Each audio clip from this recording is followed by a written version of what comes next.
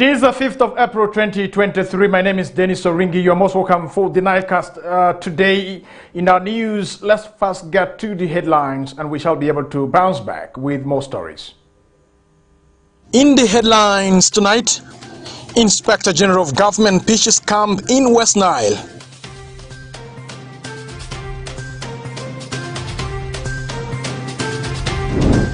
Gulu University Guild President advocates for child-friendly space for breastfeeding and expectant mothers.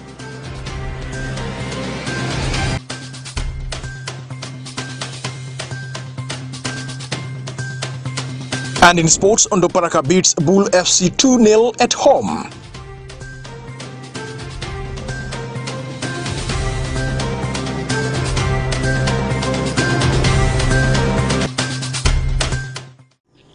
My name is Dennis Oringi. You're welcome to the Nilecast this evening on Western Television. Let's get to our first story for the evening. Today, the residents of Arua City had time to present questions, comments, and reported cases of corruption to the Inspector General of Government, Betty Olive Kamia, who is the head of the Inspectorate of Government set up by the Act of Parliament to fight corruption. Let's take a look.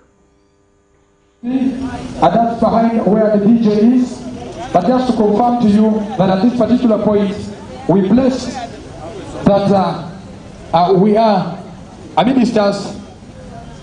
We have our biggest guest of the day, our beloved IGG, Right Honorable Betty Olive. This is how we receive people in Arua. We normally clap until when we feel we can clap. We clap no more.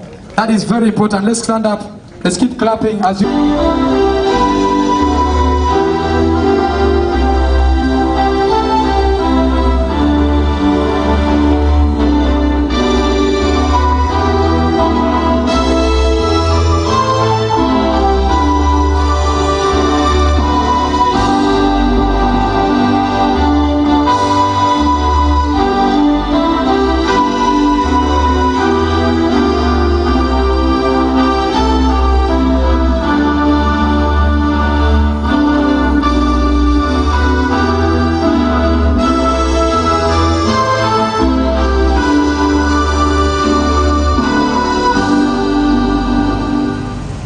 This is money which is lawfully allocated as a grant to go down to the people that we serve, to the various wards and up to the cells. For over very many years, I cannot tell, this money has been ignored. The 30% grant that is supposed to be given from the city council to the division councils. I'm asking the IGG to put civil service among the top 10 and have it properly investigated.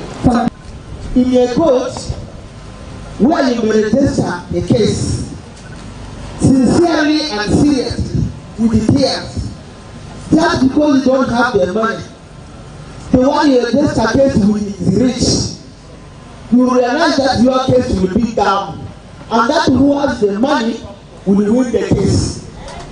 So, for that, IGT look at this seriously. The newly elected Guild President of Gulu University has pledged to promote the creation of child-friendly spaces for breastfeeding and expectant mothers who are studying at the university in a bid to improve their learning environment. Stephen Okello reports from Gulu City.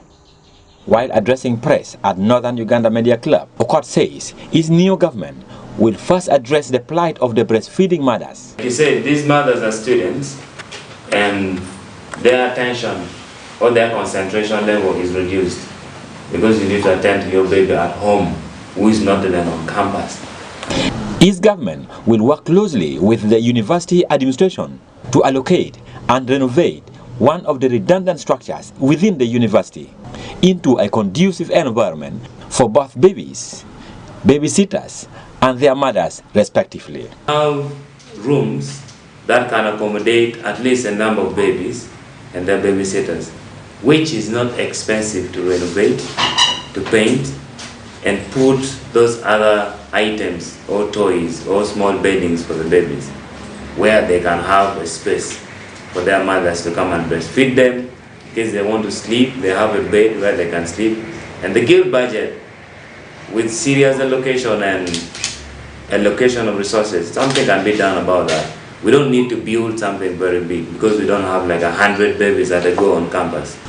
Students expressed their gratitude to the new Gulu University Guild President Plan, as its aim to create a friendly space for both breastfeeding and expectant mothers. Someone leaves a child of 3 weeks old at home, then come for lectures. As this person sits in class, the person is not content with what is going on in class, doesn't even listen fully, but the mind is up to home, how the child is. Work hard and establish something which can cater for the breastfeeding mothers and even the lactating mothers, not only the breastfeeding mothers, but as long as you're a mother, because with the lactating mother, you will have lectures, but reach a time where you are really very tired, you needed to rest. So you can move out of your lecture room and have a rest, especially during that lunch time and the break time. The public relations officer, Gulu University, James Onono Ojok, expressed that university welcome any idea which is in line with its core value, the community transformations. And that's why Gulu University does not allow active partisan politics within the university premises.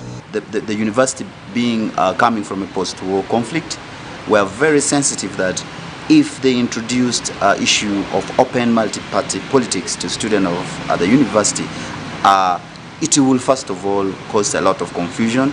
And based that the university is still a growing university, management thought such approach within a few time could cripple the university, and those inversion would not be okay.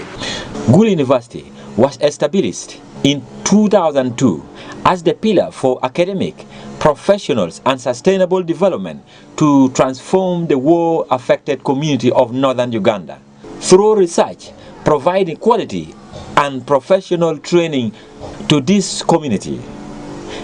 Stephen Okello, reporting for West Nile TV in Gulu City. Thank you very much, Stephen Okello from Gulu, for that report that you have compiled. Let's have more in our news tonight. You have to know that yesterday, the State Minister for Northern Uganda, Honorable Kuyushin Grace Freedom, was able to table on the floor of Parliament the status report of the just concluded implementation of the parish, implementation of the NOSAF 3. The third Northern Uganda Social Action Fund, NOSAF 3, was 5-year social protection and affirmative program implemented under the Office of the Prime Minister.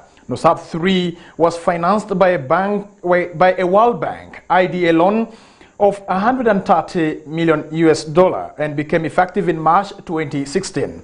The project development objective was to provide effective income support to and build the resilience of poor and vulnerable households in northern Uganda. Let's have more from that report. On the Northern Uganda Social Action Fund, Uganda Social Action Fund is an affirmative action, and it is financed by World Bank, committed to address high poverty levels and socioeconomic disparities in the greater northern Uganda. NOSAF 1 and 2 focused on infrastructure development, while NOSAF 3 focused on support to households. And NOSAF 3 ended in June 2021. NOSAF was implemented and it focused on a number of activities. This included agriculture and animal husbandry, fish farming, environment conservation, trade and value addition, water and roads. Having implemented that, a number of achievements were registered, bearing in mind that this was targeting the real grassroots households. And this included increased household income and assets like livestock, poultry, bicycle, radio, mobile phones, beddings, kitchen facilities, solar lighting and roofing materials, and increased household food security and increased household savings. So following the registered achievements, Cabinet in January 2022 authorized the Office of the Prime Minister, together with the Minister of Finance, to design NUSA 4. It is proposed that NUSA 4 will have a sub-regional focus and will support sustainable livelihood and shock-responsive interventions to build household resilience. The project will target the 39% of poor households in the subsistence economy. NUSA 4 is estimated to cost $220 million as loan and $40 million to $50 million as grant, and it will cover Westline, Acholi, Lango, Teso, Karamoja, Bukedi, Elgon, Bunyoro, and Busoga. We have announcements. Number 1 is sustainable livelihood support component. Number 2 is strengthening safety net for enhanced resilience and human development component. Number 3 is transformational delivery system component. And it is envisaged is going to complement parish development model, especially in these areas. Number 1, production, storage, processing, and marketing. This is pillar 1. Enhancing financial inclusion. This is pillar 3. Enhancing mindset change. This is pillar 5. And management information system, pillar 6. The progress so far made is that there has been established an interministerial committee to design the NUSA 4, and we have a number of ministries involved. OPP submitted the NUSA 4 project concept, profile, and pre-feasibility study to the Development Committee of the Ministry of Finance.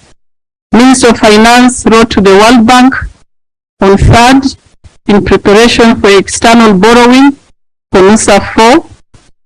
World Bank has facilitated 4 design missions for their technical team to jointly work with the government. Consultations were made with some district chairpersons, RDCs, chief administrative officers, NRM chairpersons, and we plan to have consultations with members of parliament. And we are going to review the aid memo and the proposed funds flow. We have negotiations between Government of Uganda and World Bank. We have World Bank board approval. We have cabinet approval. We have approval of parliament, and we have full-scale implementation. All these are planned to take place between now in April up to July, when we have full-scale implementation. We should have actually designed NUSA 4 when NUSA 3 was still running, but it was not possible. The next challenge is limited resources and reduction in overall resource envelope for affirmative action, and this tremendously slowed down the consultative process. And included in the proposed budget for financial year 2023-2024, and also given the enthusiasm and eagerness of the people and their leaders for NUSA 4, we pray the program will be better implemented once we take off, for the benefit of our people getting out of poverty.